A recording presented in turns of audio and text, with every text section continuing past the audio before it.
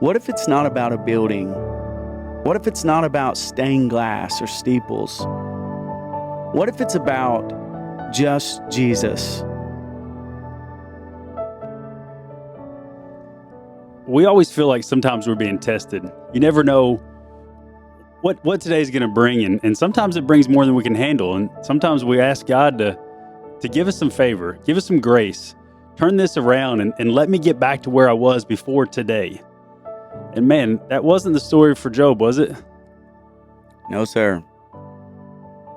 I mean, it was. It just... Well, it was exactly the story, right? There's a reason why they call him the father of patience. I've never heard that before. Yeah.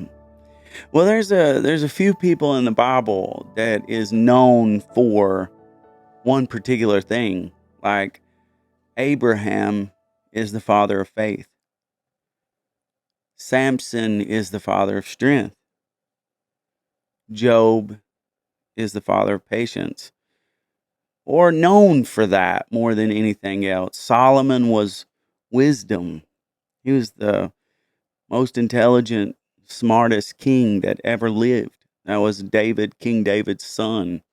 So I'm coming into this and I know nothing about the book of Job. All I know so far is what I have seen in Job, not Job, 1. Well, it's kind of hard when you even try to do research on Job. I found a lot of things where it's trying to tell you how to make a good work team and availability and your new career. Well, how do we know it really is Job and not Job? There's no E. That's what the experts say. Okay, we'll take it.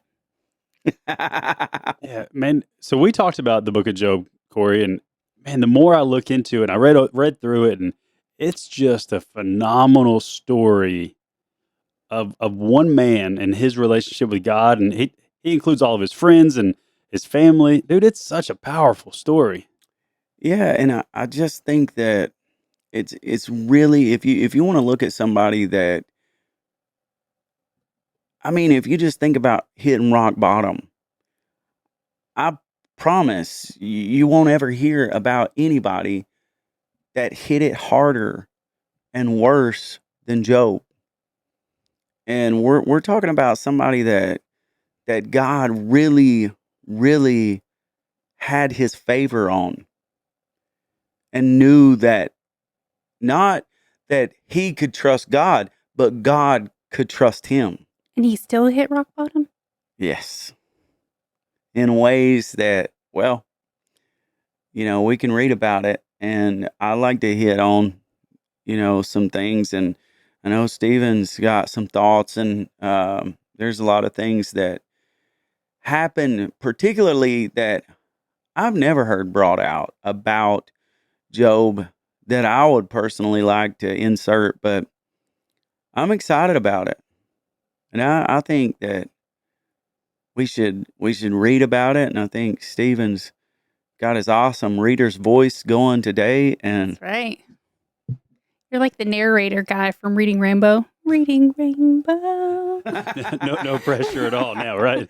Yeah, you can sing a little bit too. Mm-hmm. I can read, but singing is outside of my realm of comfort, or for anybody else. Nobody wants to hear that. Oh my goodness. All right, let's go ahead and kick this thing off with a prologue.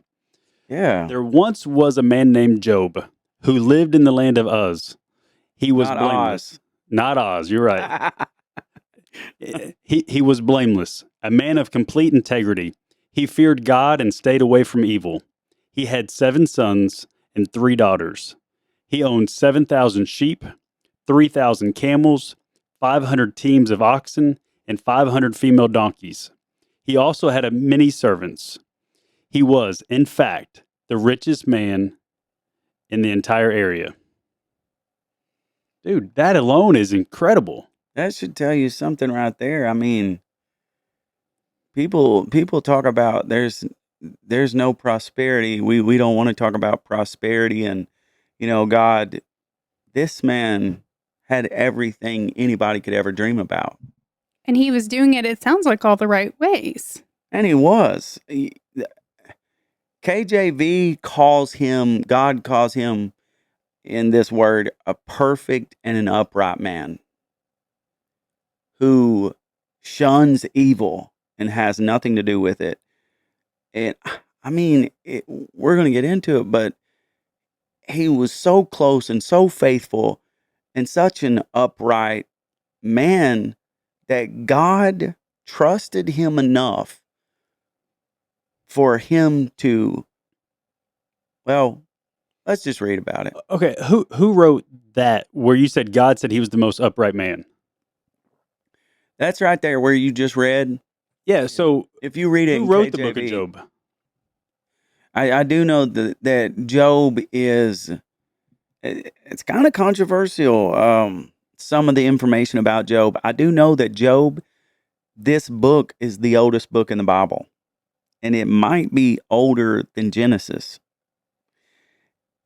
The books in the Bible, and especially in the Old Testament, they're not written in chronological order.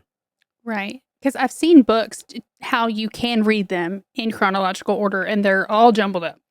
Well, I mean, yes, but it's completely different stories about, like, this story is about Job and his life.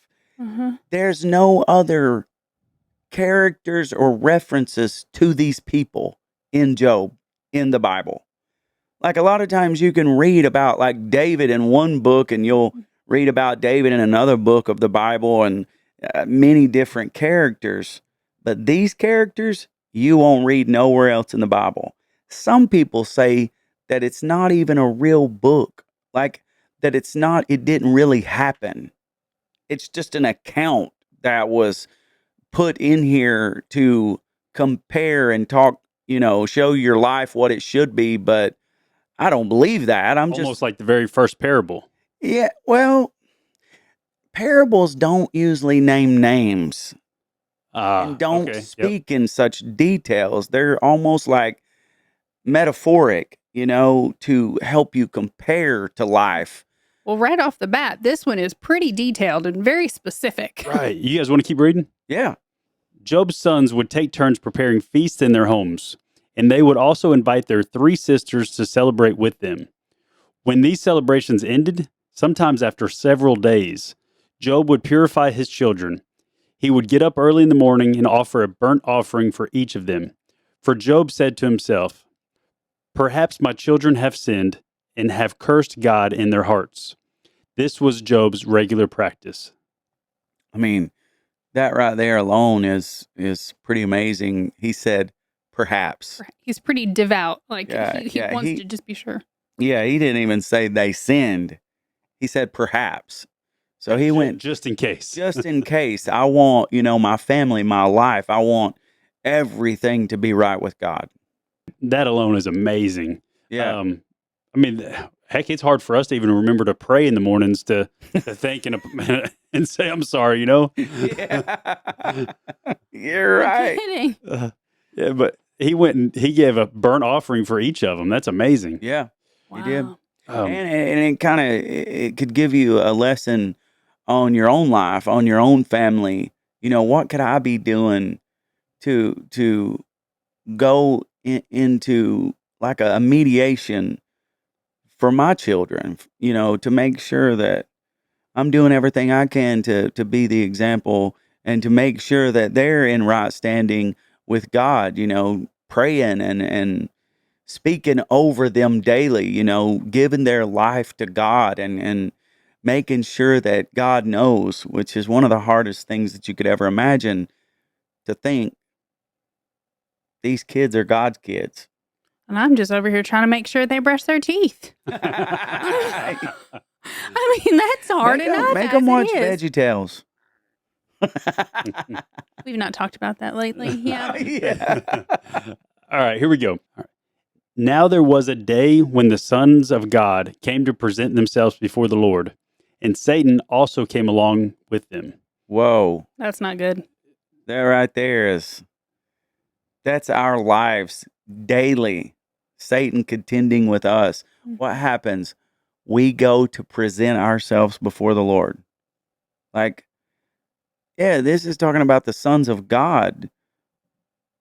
But what's any different from us when we go to present ourselves to God, when we go to do something for God, when we go to, do ministry or just do a good deed for God, guess who else is coming? Mm-hmm. Guess who else you're going to contend with? Have we did that this That's morning? what I was just thinking. Every Sunday morning when we go to set up the church, every day. And it's like some days it's all you can do just to get it together, because the enemy is on your heels. And when you're present with God, he's present with God. Sheesh. Yep. Uninvited guest. Yeah, definitely. All right.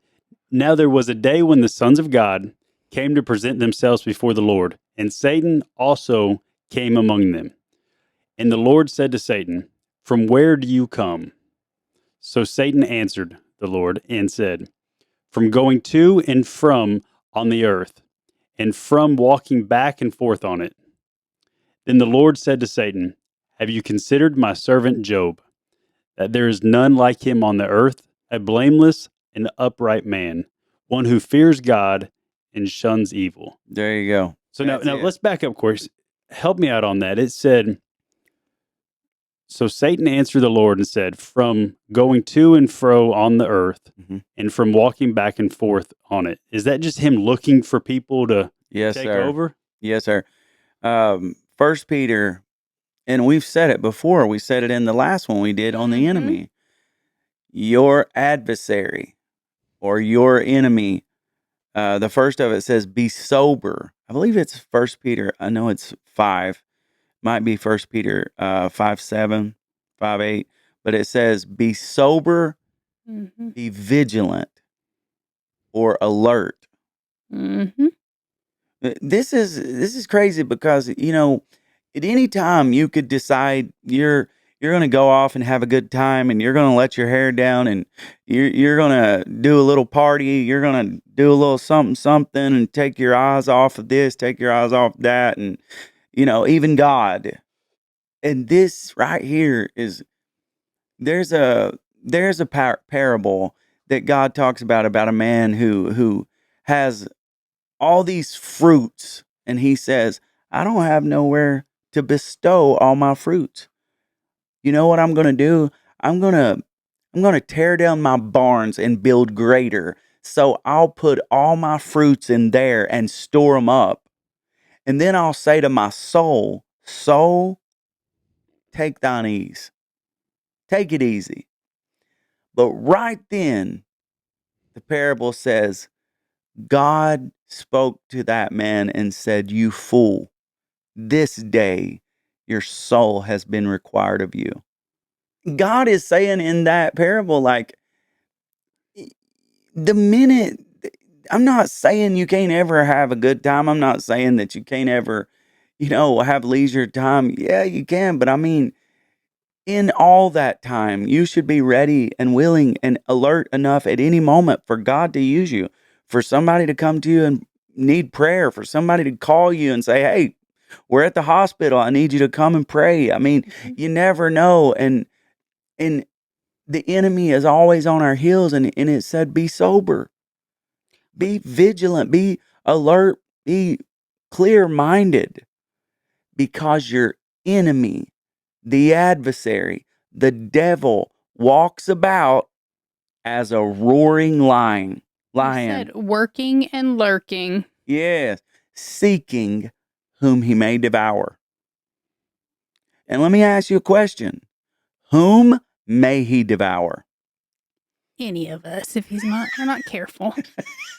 You gotta say no. Not no. today, Satan. Not today. Man, Not and that's today. exactly what happened here in Job. I was Yes. kind of reading ahead. That's what he's doing. He's patrolling. That's all he's ever doing.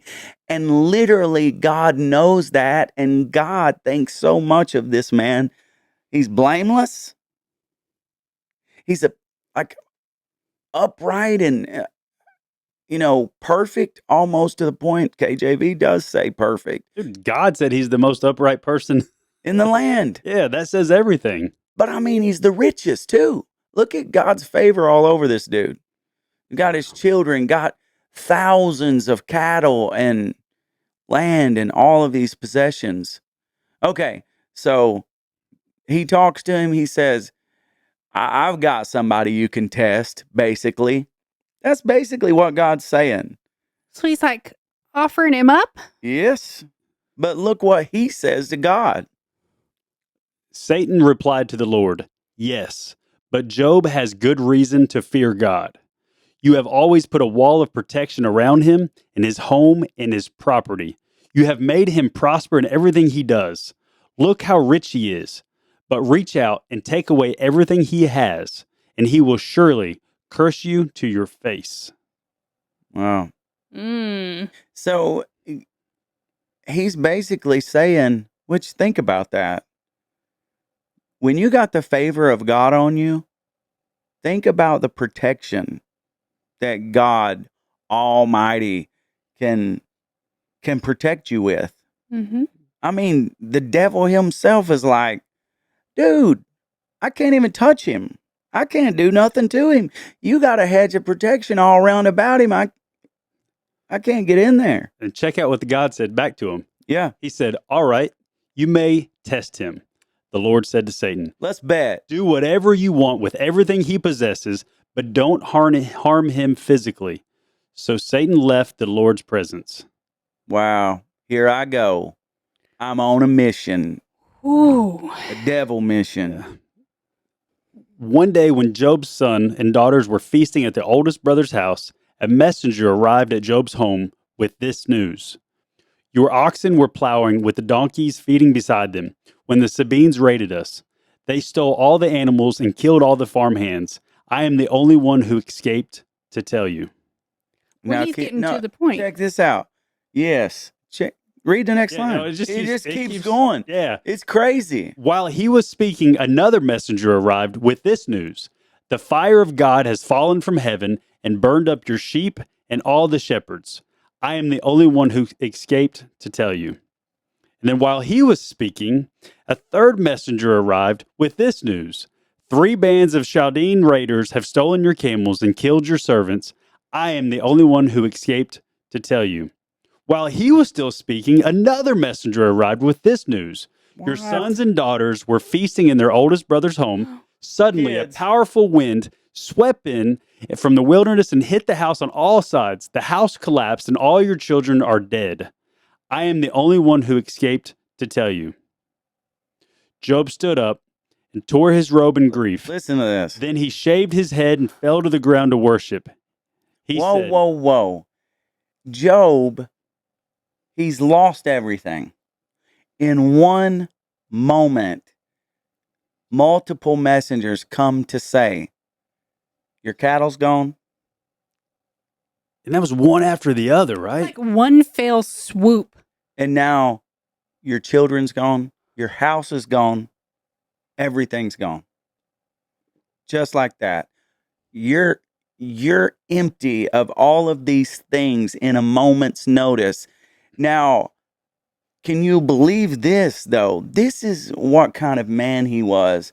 The Bible literally says he stands up from that last messenger, losing everything, shaves his head, tears his robe, and falls on his face to worship God. Not why me, poor pitiful me. No. I'm going to Yeah. fall in like complete like chaos, catastrophe, lose my mind. I don't even know if I'd be able to think straight at that moment. Like, No. and he falls on his face to worship. And not only does he fall on his face to worship, but he says this, which is one of the most powerful things of his words: "I came naked from my mother's womb, and naked I will return. The Lord gives, and the Lord takes away. Praise the name of the Lord." And in all of this, Job did not sin by blaming God. Dude. And I read it in NLT and I got goosebumps. Yeah. It says, "I came naked from my mother's womb, and I will be naked when I leave. The Lord gave me what I had, and the Lord has taken it away. Praise the name of the Lord." How do you do that? That is powerful faith. That's just unwavering. Yeah, sometimes like Yeah. New King James and NLT, they don't have the same powerful punch, Yeah. but that one did in both of them. We have a hard day sometimes with a headache. And it it's kind of makes hard. me feel bad, And complaining about, oh my gosh. It's hard sometimes when we have a stomach ache. Would we even think at that day to pray and to make sure that we give God all the glory? And the first thing that he does is Just to get you a little bit of an update on some of my farm and Sorry. So I came into TikTok because I was going to read a comment that we got on one of your videos. when were you gonna read it? Well, just now. I was going to, and then little Jackson, the farmer, got caught in there. But the guy said, how can I believe in God when I see these children being taken, when I see Yes. these things happening to good Yeah. people, and I see those things? How can I possibly believe in your God? And that's paraphrasing because I didn't have time to pull it up because Jackson was talking over here. Yeah. But that goes to the same thing. Is that not what he was testing with Job? Mm-mm. Like, he took down his hedge of protection and said, see what he's got. Test his faith. And that's what most people say. And most people never get to a relationship with this great God, the creator, never even seem to be the creator because they're so worried about what's happening in the world, what's Mhm. happening to this people and that people and these children and that. And I wish I could just stand on a rooftop and scream, like, you're not God. We can't stand in the place of God and make ourselves the judges in the place of the great and almighty creator.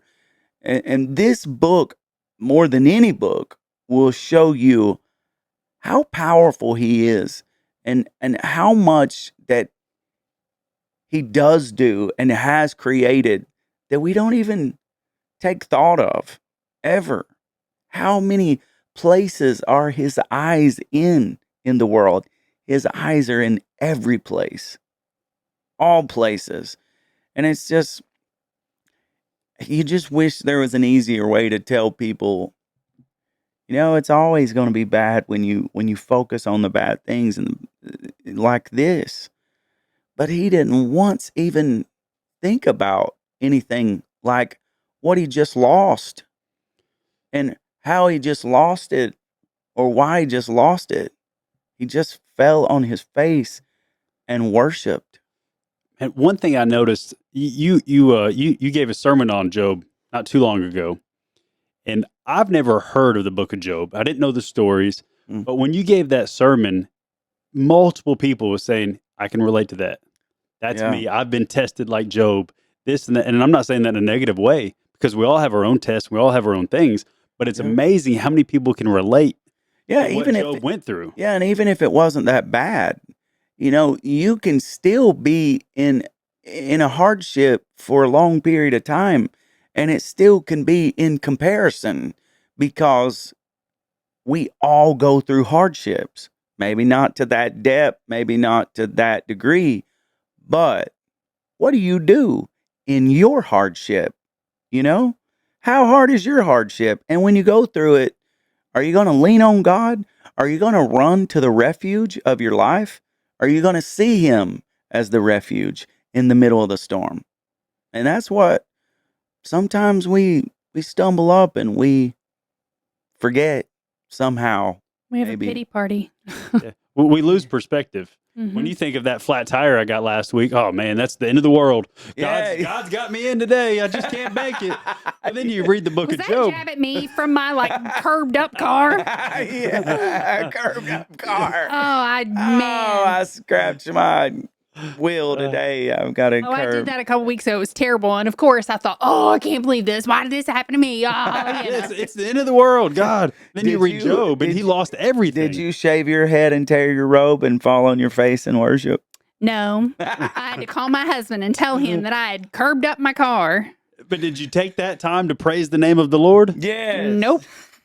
Because that's not normal. But that's the times we need to. That's the time we need to show our faith and actually dive into it a little bit more, right? Yeah, I like to read. Oh, and I would like to tell you, that's just the first test. I know. I skipped ahead and I saw. You can't skip second ahead. Test. You can't. Don't skip Cheated. ahead. We love your excitement and your. Well, I'm shocked that Stephen wasn't when I was like, second one. I wanna read one of the most powerful quotes that I've ever read right now, and it's about the book of Job, and it's by Philip Yancey, and it says, the point of the book of Job is not suffering. Where is God when it hurts? The point of the book of Job is faith. Mm. Where is Job when it hurts? With God. Yeah, but I'm saying he said it's not about where is God when it hurts. That's what you would think it was all about because he's going through all this. That's not what the book is, and that's what he's saying. It's not about where is God when it hurts. It's about where is Job when it hurts. In other words, where are we when it hurts, when it gets difficult, when the storm comes and the winds blow and the rains blow on our lives and everything hits us like it hits Job? Where are we? Are we focusing on all of the pain and why is it happening? Are we with God, like you said originally? There is a song that says, the earth all around me is sinking sand, but on Christ, the solid rock, I'll stand. And there's a story, a parable that Jesus talks about whether a person would build their house on the sand or if they would build their house on the rock, which is Jesus, which is stable ground. And when the winds blow and the storms come and the rains fall and beat the house, is the foundation stable? Is the foundation on Jesus?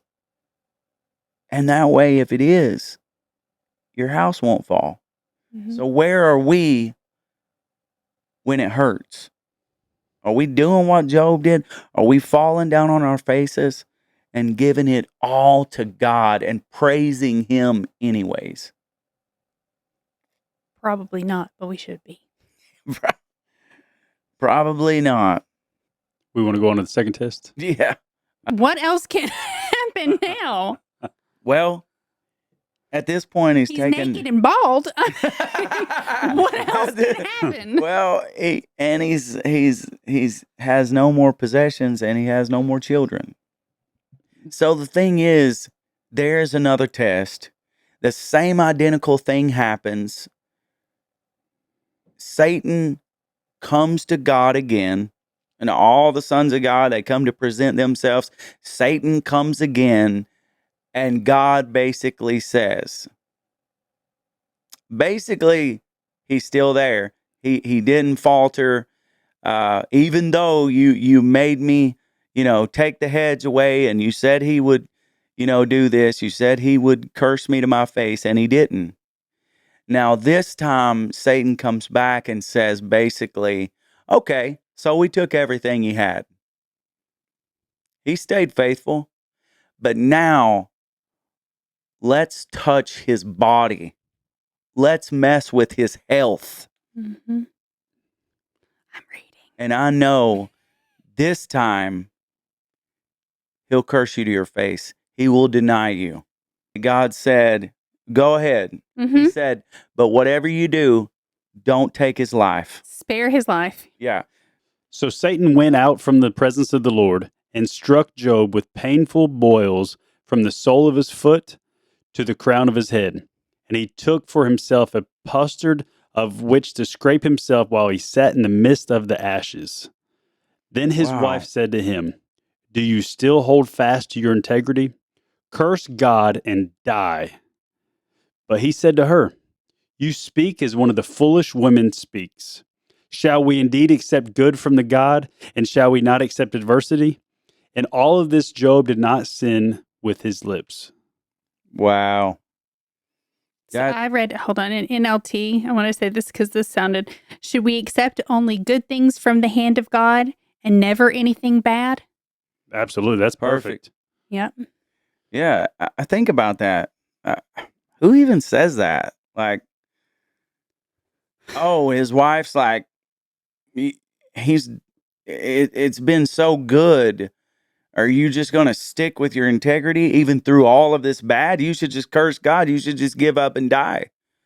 And he's like, no, because we take the good with the bad, and God is still God.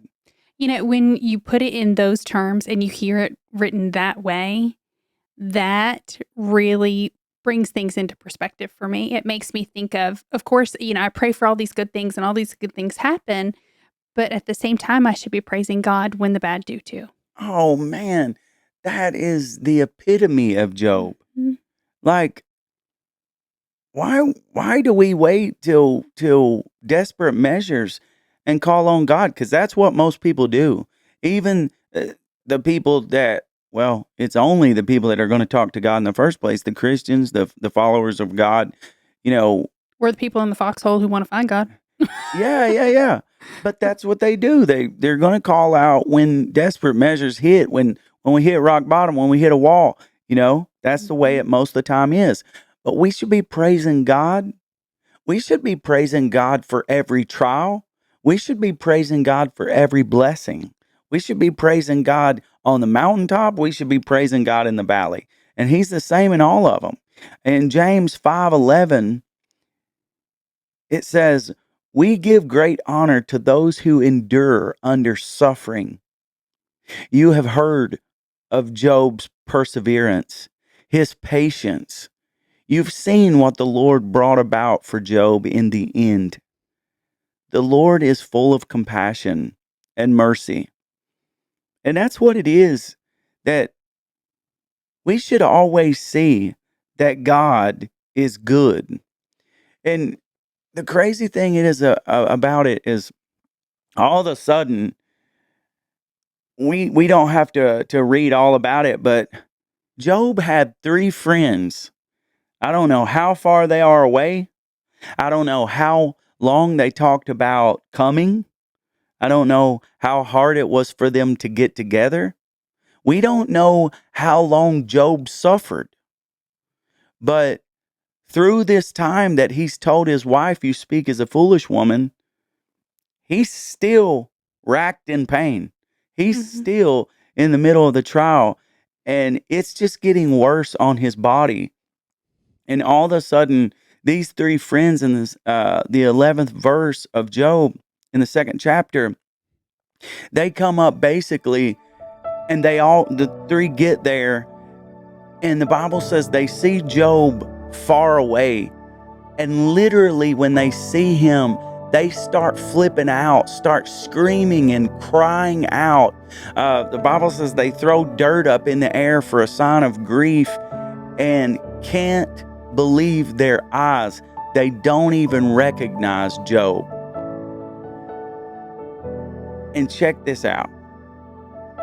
They get to him, they get up on him. He's so bad, so broken, so much in pain, lost everything, these bulls from his head to his feet. And the Bible says these 3 men sit down on the ground with him for 7 days. 7 days in complete silence. Thank you for listening. This is the end of part 1. Please join us next week for part 2.